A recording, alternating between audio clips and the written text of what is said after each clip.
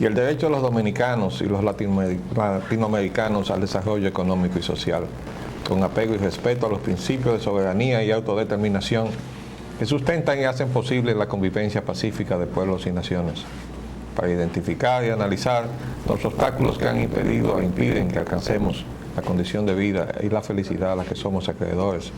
Les habla Leopoldo Espaillat, y para llevar adelante este programa contamos como siempre con la ayuda y colaboración de nuestro amigo, el licenciado Roger Orlando Pinto. Buenos días, Roger. Muy buenos días, Leopoldo.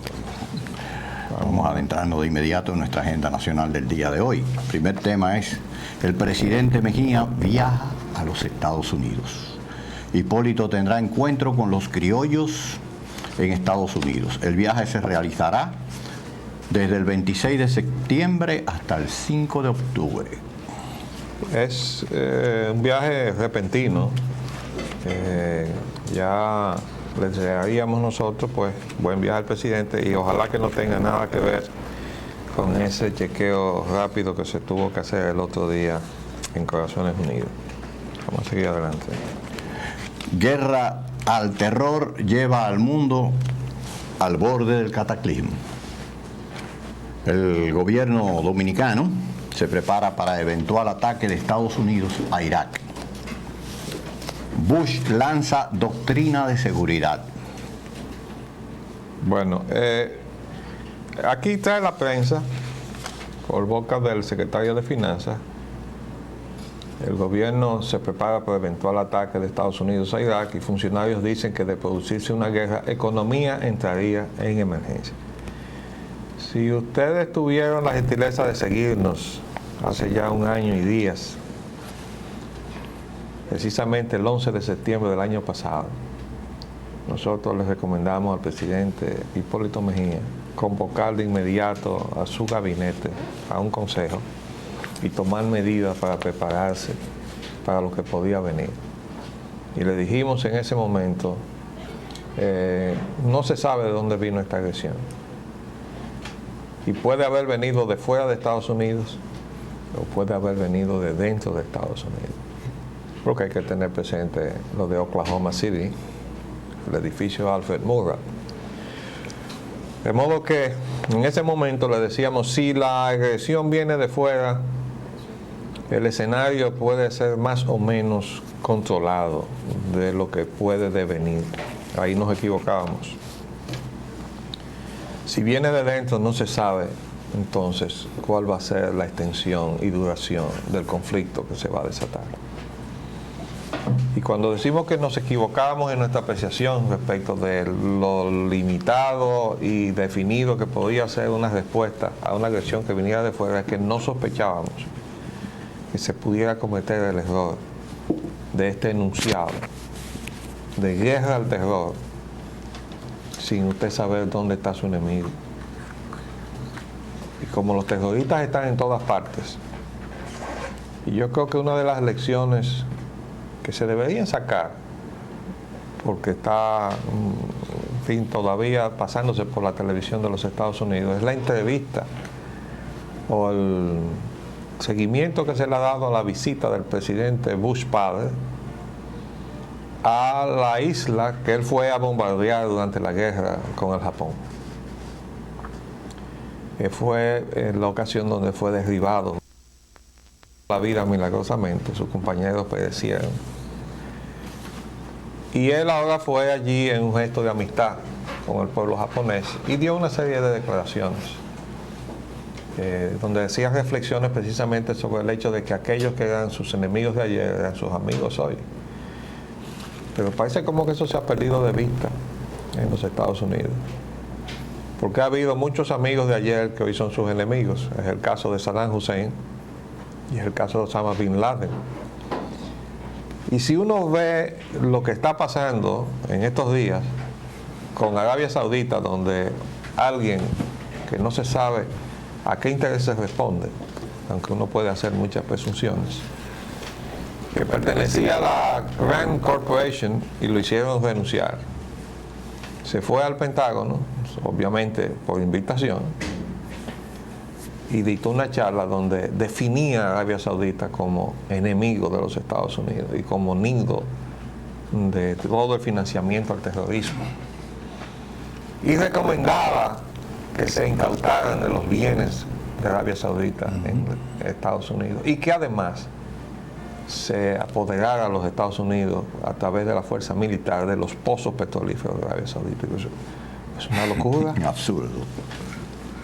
Y yo, que seguí esa situación, les dije a ustedes, véanse la película Roll Over para que ustedes vean desde el año 81 lo que se presumía que podía suceder en los Estados Unidos si venía una situación parecida a la que ese señor, no se sabe respondiendo a qué interés se fue a proponer.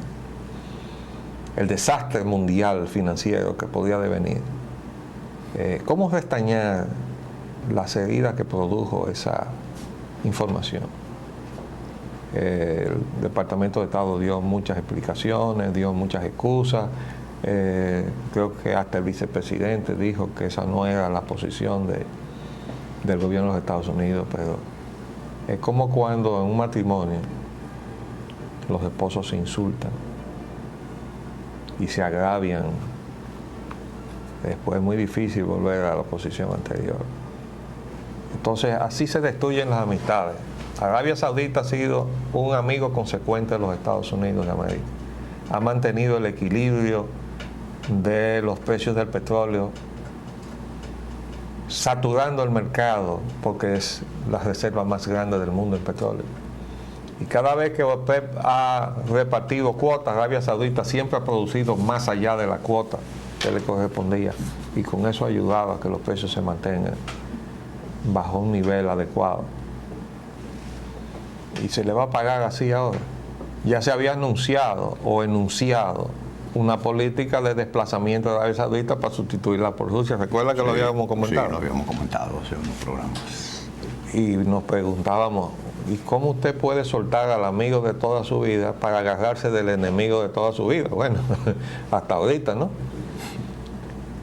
Son cosas que uno no se explica. A veces no, son inexplicables, le parecen absurdas, pero en el mundo de hoy, de la manera en cómo están deviniendo los acontecimientos, no me está sorprendiendo nada ya, arquitecto. No digo, no me estoy dejando sorprender, porque mi ánimo se está preparando para todo ese tipo. Ese absurdo que ese señor planteó en el Pentágono, lo estaba esperando mucha gente dentro de ese Pentágono, que fuera así. Pero tiene que haber ido invitado. Claro, preparado así y divulgado a la prensa así, porque lo que se dice dentro del Pentágono no se divulga todos los días. ¿Tú sabes que se filtró el pensamiento? Claro. Tú sabes que en Estados Unidos existe un mecanismo que ya es como un anticuerpo, ¿no?, que ha desarrollado una sociedad que todavía se apega a los principios de una sociedad democrática. Y es que cuando un funcionario se ve en el medio de una situación que no comparte y que considera peligrosa o que considera que es violatoria a los principios que norman el Estado de Derecho en los Estados Unidos, filtra la información para que eso permita que eso se frustre.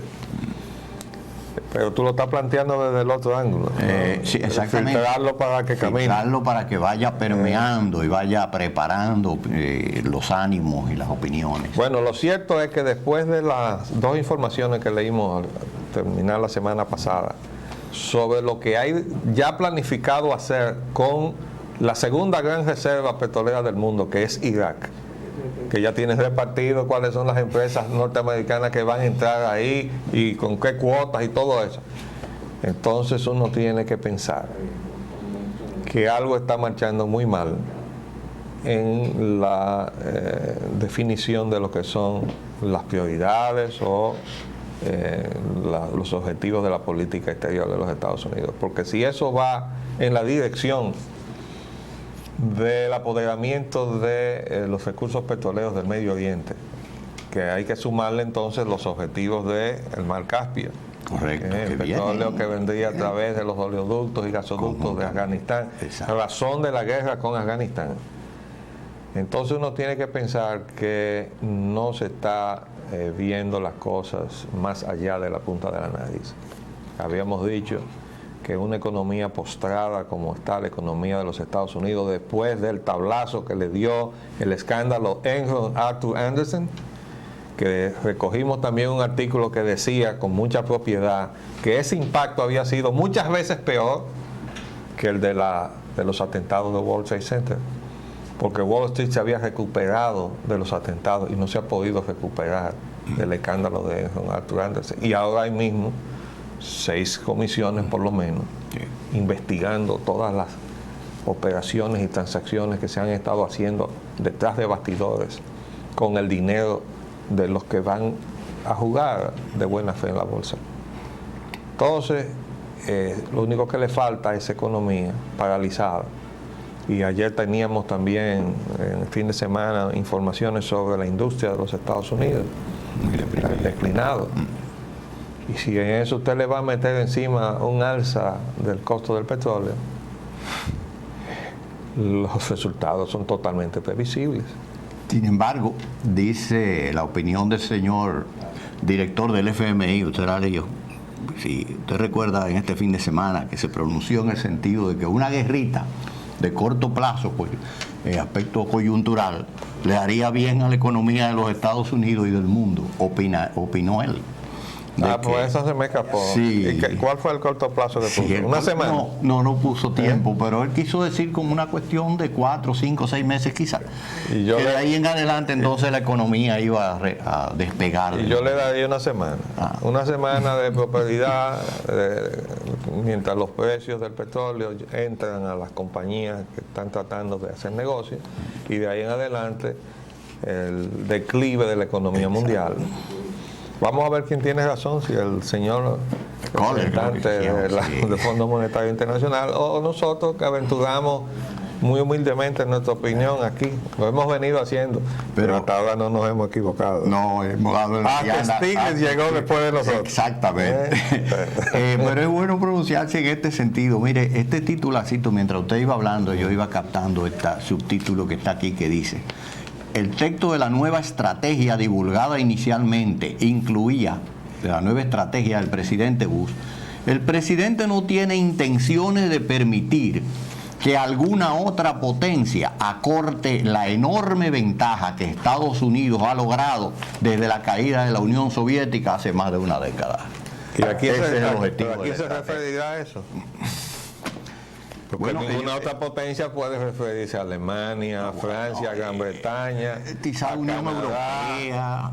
Bueno, pero eso es un conjunto. Esa es una suma de a las posibilidades de desarrollo de China, en términos de que sus necesidades de petróleo van creciendo cada día más, aunque ellos producen, pero no lo suficiente como para ser autosuficientes. Pero no, lo que están diciendo es que ellos no se van a dejar desplazar de la posición, tomar las ventajas de primera potencia del mundo. Correcto. Bueno, yo quisiera saber quién está en compitiendo con ellos en eso.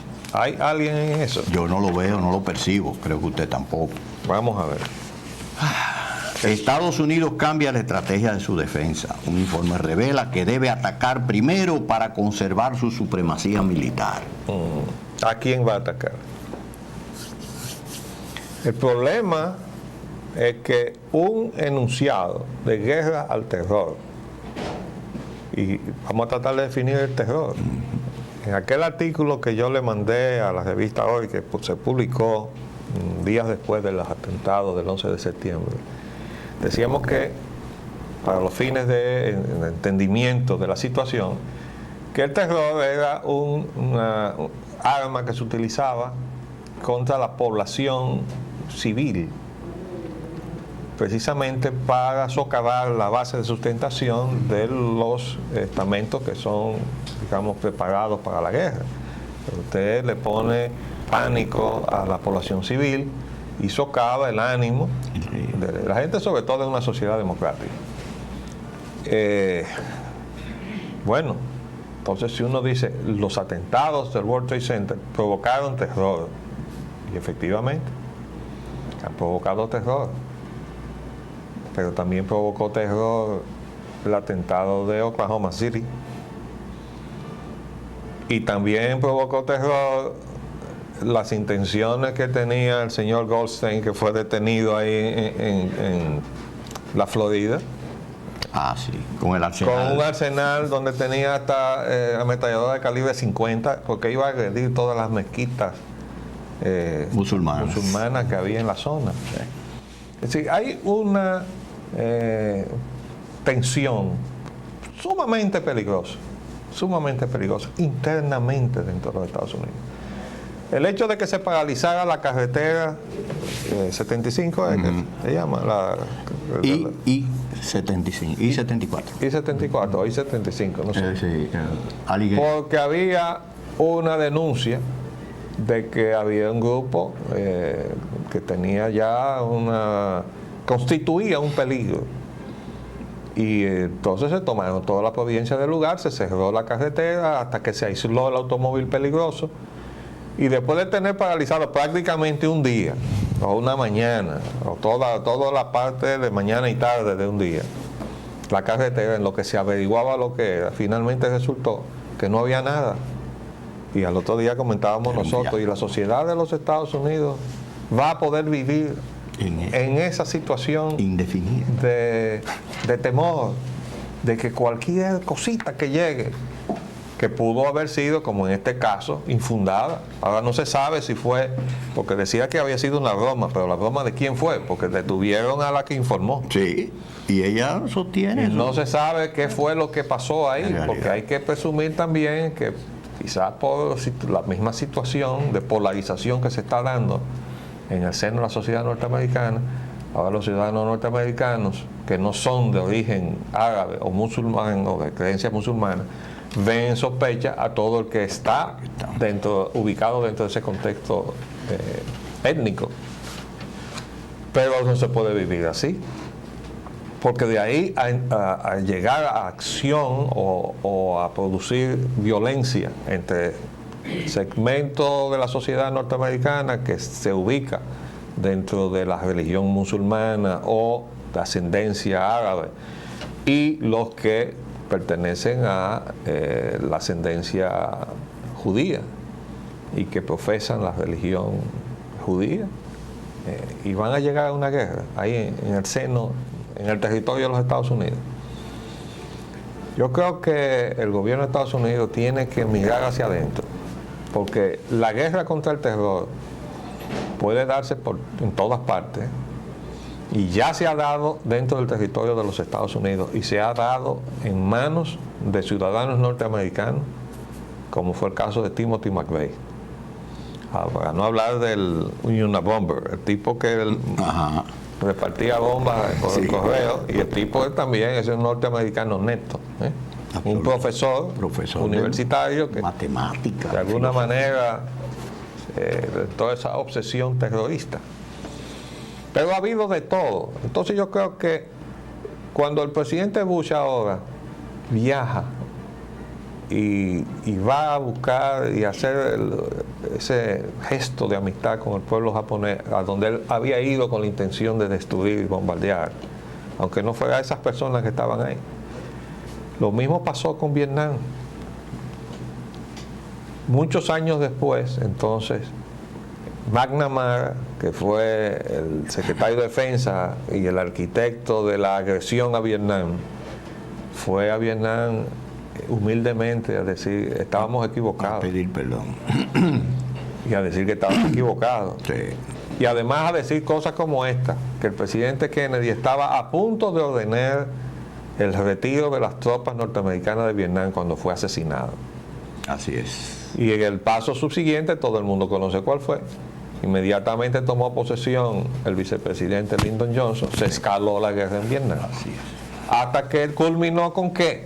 Con la derrota de los Estados Unidos militarmente en Vietnam, que siguió a la derrota de Francia.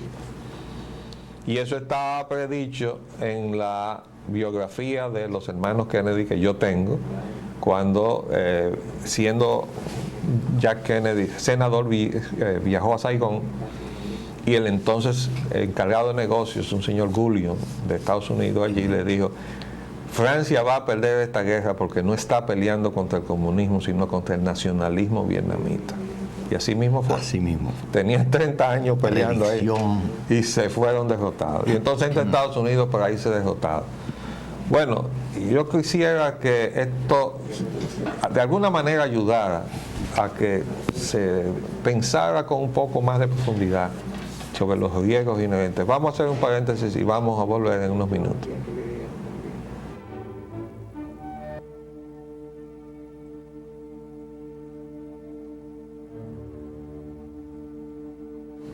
Pues bien, estábamos reflexionando sobre el viaje del expresidente Bush a Japón y las enseñanzas que deberían extraerse de todo eso, igual que la de Vietnam.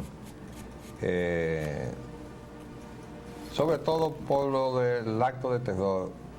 Recuerden que los primeros suicidas fueron los kamikazes, fueron los japoneses. Que yo recuerde. Que yo recuerde así mismo. ¿Verdad? Primera. Fue la primera oportunidad en la historia que uno por lo menos tiene así fresca, en donde se puede usar una persona en su avión como un vehículo de destrucción. De modo que ellos fueron precursores de eso que sucedió en el World Trade Center. Y cada uno de esos pilotos que se inmolaban lo hacían con la íntima convicción de que estaban haciendo lo correcto y lo hacían por su patria, por en fin, por todo aquello por lo cual ellos también estaban luchando, porque cada quien lucha por sus ideales, ¿no? El soldado de este lado y el soldado del otro lado. Lo penoso de todas esas guerras es cuando usted motoriza la emoción y el patriotismo de la gente, cuando en el fondo hay intereses bastardos. Eso es un crimen.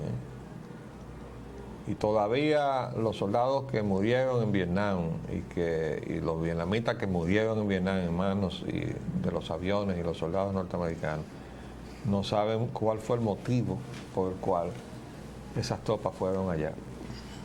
Y el motivo fue petróleo, como fue también la presencia de Francia en lo que entonces era Indochina. Entonces, ahora mismo hay el escenario de otro conflicto y el combate es el terror. Y si el motivo es el petróleo, está fundamentada esa guerra. Vamos a seguir leyendo algunas. Ministra alemana compara al presidente Bush con Hitler y Estados Unidos se indigna. Sí, bueno. Esa fue un torpedo ella que salió. Después dijo que no lo dijo en la forma que salió en la prensa, pero finalmente resulta que lo dijo. Lo dijo, exactamente. Pero yo no me refería a la persona, sino al método que utiliza. Exacto. Bueno, la crítica es válida, porque si el método es el mismo que usó Hitler. Es válida, claro que sí. Estados Unidos listo para atacar a Irak, que rechaza la resolución de las Naciones Unidas. Eso es un titular como manipulado, ¿verdad? Manipulado, así sí, es. porque está queriendo poner a Irak como rebelde y ocasionando entonces, dando motivo para la agresión. Exactamente. Lo que está diciendo Irak es que ella dio su anuencia para que fueran a visitar los inspectores cuando quisieran. La fecha de llegada la han puesto los mismos inspectores. Se dicen que en los primeros días de octubre. Sí. Pero por razón de los preparativos y la logística y tal, entonces ellos dicen, ¿por qué se necesita otra resolución? No, porque que la resolución que está pidiendo el gobierno de los Estados Unidos tiene otro contexto. Además, está planteada dentro de un desafío que dice, bueno, y si Naciones Unidas no funciona, entonces nosotros vamos a ir, tenemos también el respaldo de algunos países que van a ir con nosotros, de todas maneras, a la guerra con Irak.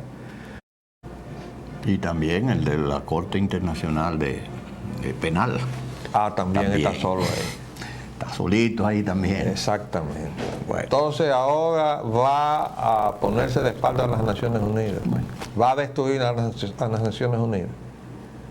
Me parece que eso es sumamente peligroso. Claro, las cosas no son todas así. Mire, yo saqué del internet este informe, fue el que yo mencioné la semana pasada. Está en el New York Times y dice Irak patas arriba. Patas para arriba. O sea que dice upside down. Pero dice el señor Thomas Friedman que tuvo la oportunidad de viajar a través de todo el país y hacer varios shows de radio con llamadas, ¿no? De intercambio con lo que aquí llamamos los... Sí, ¿cómo se llama eso? Multimedianos. Los multimedianos. dice donde el asunto de Irak surgió frecuentemente. Y puedo reportar, dice el señor Thomas Friedman, un ejemplo no científico. Dice, pero no crean las encuestas que dicen que la mayoría de los norteamericanos favorecen un ataque militar contra Irak. Eso no es cierto. Dice aquí, tampoco es cierto que el público está sólidamente en contra de taking on, o sea, it's solid against taking on, se quiere decir atacar también, abordar o tratar. Dice, lo que es cierto es que la mayor parte de los norteamericanos están perplejos. La pregunta más frecuentemente realizada fue, ¿cómo es que de repente tenemos que lanzar una guerra contra Saddam? Y por ahí sigue. Es decir, este es un señor que, bueno, si sale publicado en la página editorial del New York Times es porque debe tener alguna solvencia y credibilidad para ello. Está diciendo que él ha recorrido la mayor parte del territorio norteamericano y que esa es la posición del pueblo de los Estados Unidos. Vamos a esperar que el Congreso de los Estados Unidos actúe de conformidad con esa percepción que tiene este artículo de lo que es la opinión del pueblo norteamericano, a ver si se coloca en una situación de raciocinio y de reflexión, lo que hasta ahora parece que es una cosa totalmente fuera de toda sensatez. El Congreso pone el equilibrio y la racionalidad. La historia se repite. Bagdad, que es la capital de Irak, esconde las armas que Estados Unidos le permitió usar contra sus enemigos en la década de los 80. Eso era cuando estaba peleando contra Irán y contra los kurdos. Hay una declaración de Irán donde precisamente le dice a los Estados Unidos que bueno, pero usted permitió que todas esas armas se usaran contra nosotros, ¿verdad? Y yo no vi ninguna reacción. Entonces, y son las armas que ustedes le dieron, y son todas las armas químicas y biológicas que ustedes le dieron para que lo usaran contra nosotros. Y ustedes recuerdan que le mencionamos una película. A nosotros nos gusta mucho poner los ejemplos de las películas, porque resulta ser que en la industria cinematográfica de los Estados Unidos hay como un espíritu crítico de los fallos de la propia sociedad norteamericana, y eso es muy bueno. Hay una película que su titular era más o menos Las gracias de una nación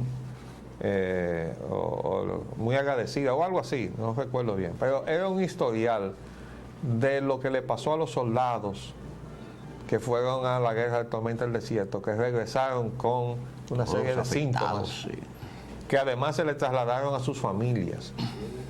Y entonces todo eso, durante un tiempo, el propio Pentágono lo ocultó y dijo que no, que eso eran problemas psicológicos. Bueno, no sabía que los problemas psicológicos se pegaban, ¿no? Bueno, pues finalmente yo saqué también del internet el testimonio de una oficial, una mujer del cuerpo médico, que dice que no, que estaban enfermos por armas biológicas que habían sido utilizadas en la guerra. ¿Qué dice en la película? Y dice el testimonio que esas armas, y que lo está confirmando ahora Irán, le fueron vendidas por Estados Unidos. Y entonces ahora la razón por la cual Estados Unidos tiene la certeza de que él tiene esas armas es porque se las vendió. Sabe que se la vendieron. Y eso fue el testimonio que dio Ross Perot cuando le increpó al secretario de Comercio de entonces. Ustedes le están vendiendo la última generación de informática a Saddam Hussein, con lo cual él podría acelerar todo el proceso de alcanzar un arma nuclear con la tecnología que usted le autorizó vender, le dijo. Ustedes lo autorizaron. Y en el último momento se detuvo. Esa operación se estaba haciendo a través de una subsidiaria con sede en Brasil de la empresa norteamericana de informática, que no se reveló cuál era. Para después decir que fue Brasil que se la vendió. Para después decir que fue Brasil, ¿verdad?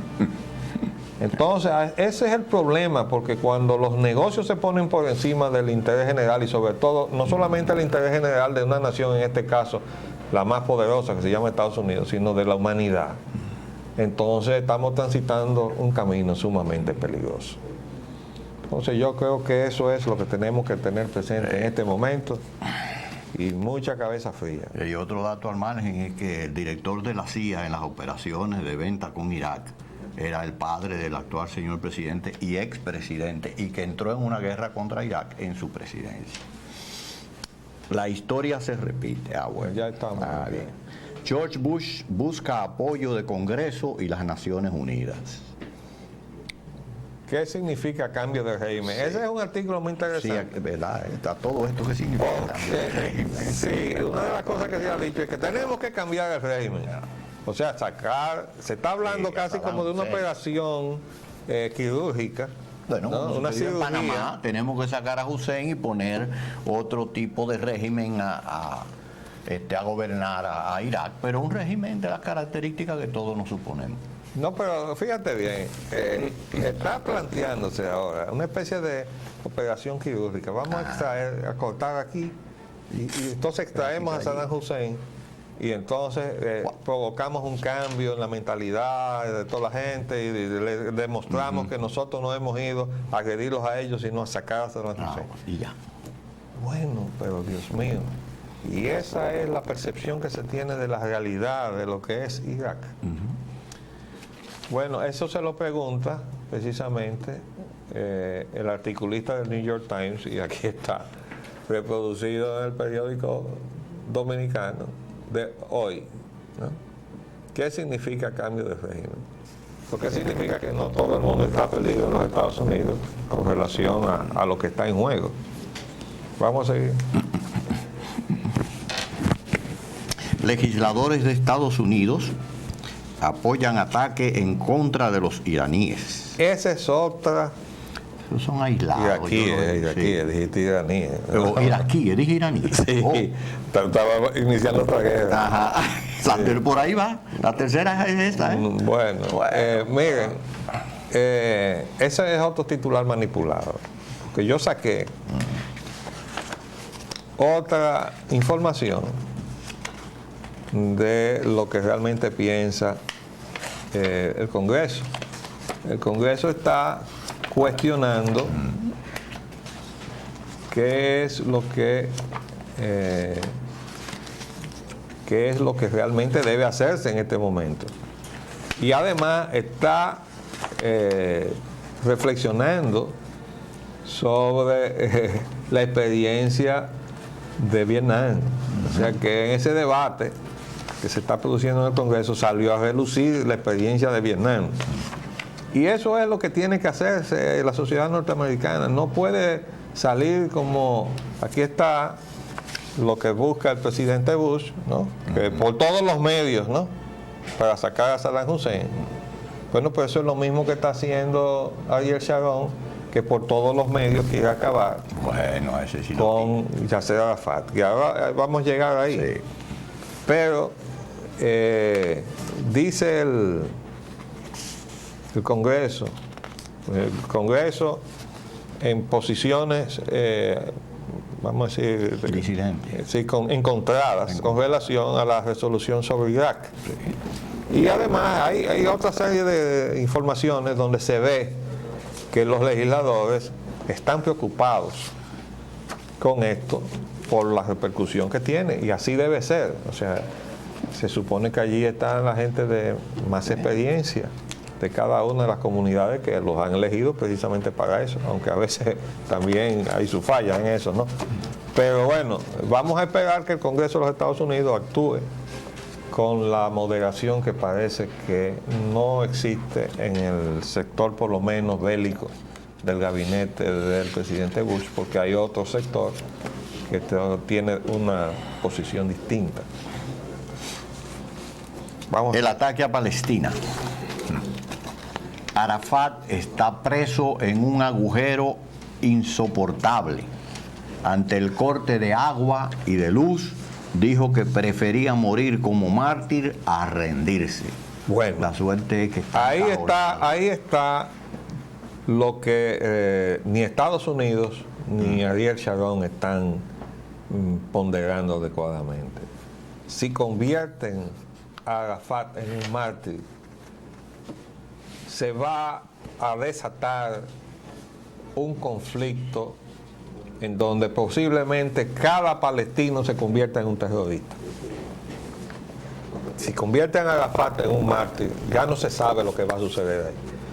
Aparte de que hay una percepción equivocada, entendemos nosotros, de la influencia de Arafat sobre lo que está sucediendo, en la medida en que Ariel Sharon lo ha agredido, lo ha reducido, ahora lo tiene metido en una habitación prácticamente, en un hoyo, como dice ahí.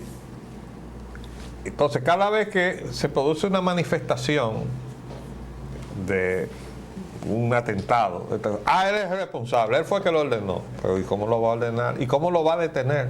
Si ya le han desbaratado toda la organización que había logrado montar como gobierno para detener ese tipo de cosas. ¿O es que Ariel Sharon ha logrado controlar las manifestaciones extremistas de su propio sector? ¿O nos vamos a olvidar de eso?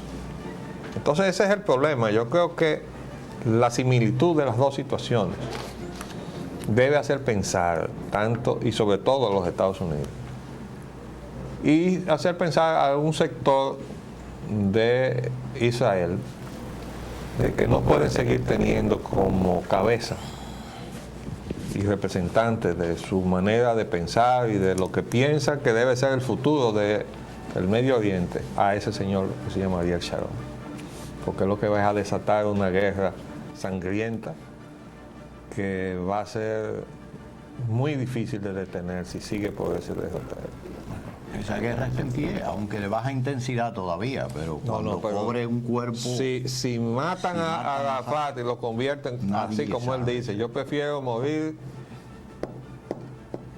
que humillarme y salir aquí.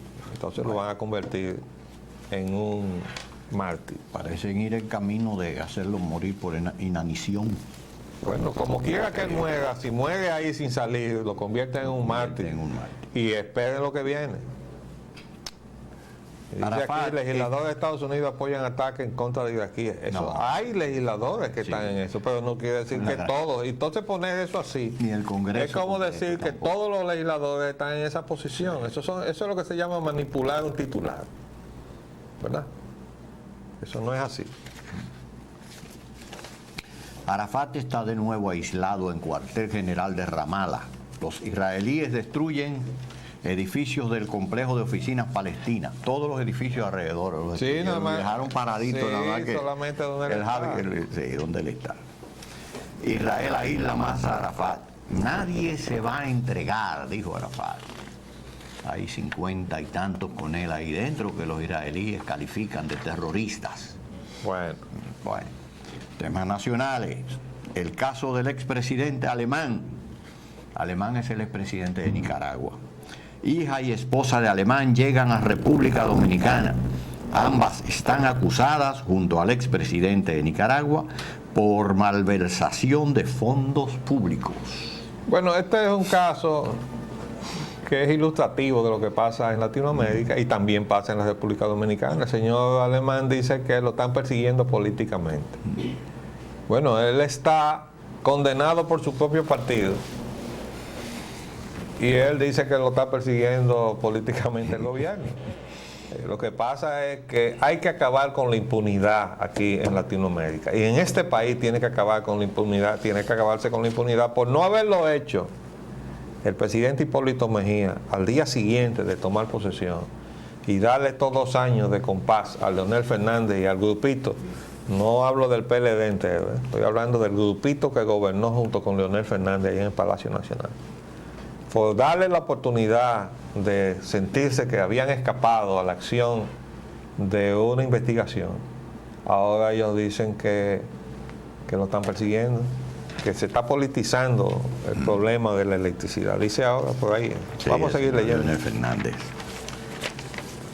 El motín en la cárcel de La Vega. Lo último que tenemos que decir respecto de Alemán es que Ya llegó la esposa y la hija, él viene atrás. El último que queda ya es él. Pero él supone que viene acá. Sí. Ahora yo le pregunto, ¿a qué va a venir? Porque si el gobierno de Nicaragua pide su extradición, el gobierno dominicano lo tiene que entregar, porque él es un delincuente, no es un perseguido político. Dice que ha pedido asilo político. Bueno, pero vamos a ver si se le da. ¿Cómo lo califica el gobierno? Motín en la cárcel de La Vega. Anarquía carcelaria. 29 muertos aquí. No, y se suman 2 más. Ajá. En Motín de La Vega, 55 heridos. Los presos resistieron un intento de requisa. Presos dicen drogas provocaron el motín. Nueva tragedia cuestiona nuestro sistema carcelario. Un médico y un menor murieron en el motín. Bueno, la verdad es que el país está anarquizado. Y hemos dicho muchas veces, no hay autoridad. No hay autoridad. El colmo es que en la cárcel los que manden son los delincuentes. Pero es que eso mismo está pasando ya afuera. ¿O no es así? Fuera de las cárceles. Sí. ¿No? Sí. Entonces, no vamos bien, ¿eh? No vamos bien. Vamos a seguir. Clima social, crímenes horrorosos. Piden $500,000 por estudiante secuestrada. La policía acusa a repatriado de los Estados Unidos de secuestrar y asesinar a la joven. El cadáver fue encontrado decapitado. Sí, es que nos choca ver que la forma en que se están produciendo todas estas situaciones de crimen nunca se habían visto aquí. Coger a los cadáveres, mutilarlos, quemarlos, eso no se había visto aquí. Ahora esto es un crimen pasional y el fulano decapita a la muchacha. Ahora resulta ser que la llevó a su casa, porque nada menos ahí que la esposa fue la que dio el testimonio de que él la llevó ahí a la casa. Y la mantuvo encerrada. Entonces también pidió un rescate, es cierto que lo pidió. Pero bueno, uno no puede entender. Esto es un campo de los psiquiatras y los psicólogos, ¿no? Pero deberían como sentarse a analizar qué es lo que está pasando y tomar varios elementos así y tratar de sacar un perfil de cuál es la actitud y la idiosincrasia o qué sé yo, lo que está moviendo este tipo de violencia. No es solamente la violencia, sino el tipo de violencia que se está ejerciendo en la República Dominicana. Sí, porque la violencia siempre ha existido y existirá, pero oye, la característica de la que se está dando aquí. Esto es muy fuera de nuestro contexto social. Alarma en consulado de Estados Unidos y periódicos de República Dominicana. Desalojan consulado de Estados Unidos por un sobre sospechoso. Remiten misiva a Diario El Nacional y a Antena Latina. También le mandaron. Sí, fíjense, hay un texto, se dice aquí, el periódico El Nacional, que llegó al periódico El Nacional. La carta tenía como remitente a Carlos Marx, oiga bien, desde la avenida Duarte número 100, Santo Domingo. Y entonces le manda a decir que somos habitantes de la ciudad de Santo Domingo, ¿no? Pedimos que abandonen la ciudad y se trasladen a otros lugares del territorio, en fin, una serie de cosas. Lo cierto es que lograron la alarma, ¿no? Despejaron, lograron desalojar el consulado y crearon alarma donde quiera que llegó la cartita con el sobrecito. Bueno, se nos fue el tiempo, Roger, yo creo que no vamos a tener que despedir hasta mañana. Y volveremos, si Dios así lo permite, para terminar esta agenda que siempre los fines de semana es muy nutrida. Les hablamos Leopoldo Espaillanita y Roger Ogando. Hasta luego.